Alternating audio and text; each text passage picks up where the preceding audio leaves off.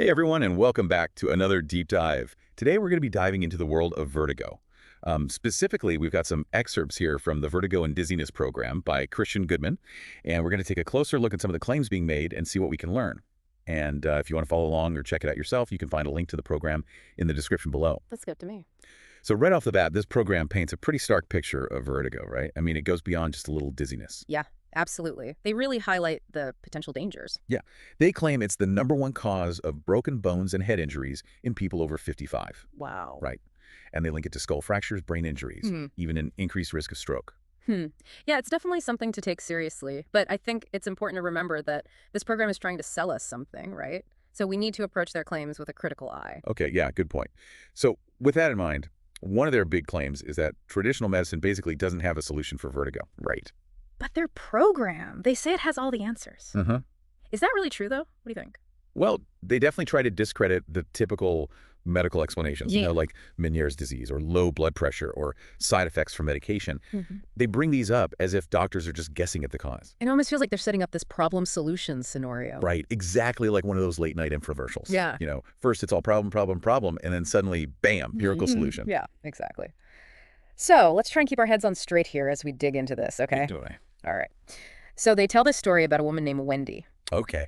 And Wendy's got vertigo that's just getting worse and worse. It's affecting her whole life, Uh-huh. She even has this bad fall because of it. Oh, no. And she goes to all these doctors, gets different diagnoses, but nothing seems to help. And the medications, they actually make things worse. Oof, yeah, poor Wendy. Yeah. Sounds like she's really struggling. Right. It's a classic setup for, the before picture in an infomercial. But then, here's where it gets interesting. A friend suggests she try this program. Christian Goodman's Stop Snoring Exercises program. Wait, hold on. Snoring exercises for vertigo? Yeah.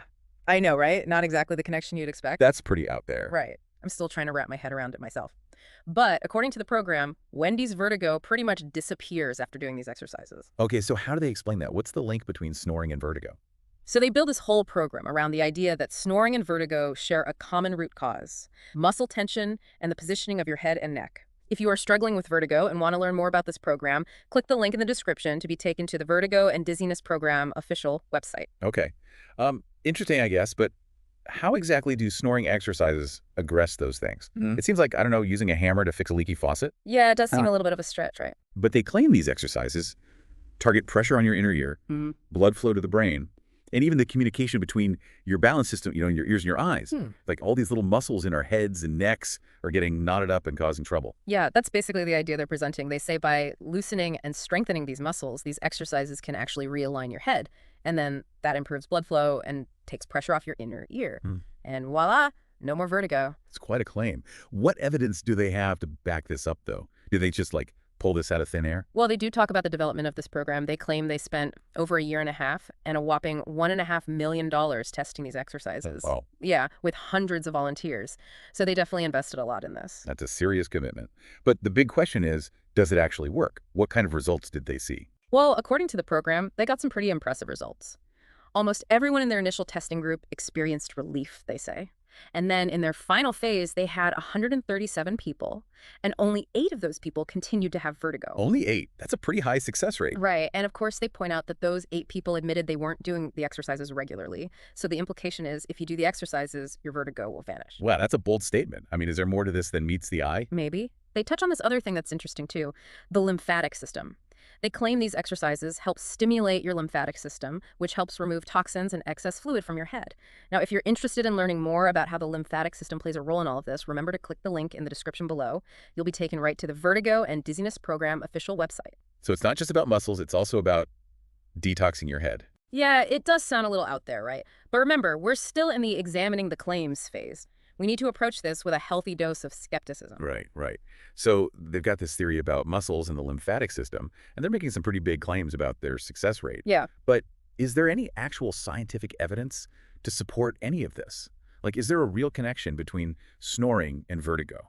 That is the million-dollar question, isn't it? And honestly, they don't really dive into the scientific evidence in this program. They rely more on, anecdotal evidence like Wendy's story. Which I have to admit is pretty compelling. I mean, Yeah. if I were struggling with vertigo and I heard a story like that, I'd be tempted to try those exercises. I get that. When you're desperate for relief, you're willing to try anything, right? But anecdotal evidence isn't the same as scientific proof. So we're left with a bit of a mystery here. This program is claiming to offer this natural, safe, and super effective solution to vertigo. And they've got those compelling testimonials and this unique approach. And they're making these claims about their success rate. But we're still missing a big piece of the puzzle, the scientific evidence. Exactly. And that's why it's so important to approach these kinds of programs with a critical eye. Gather information from a variety of sources.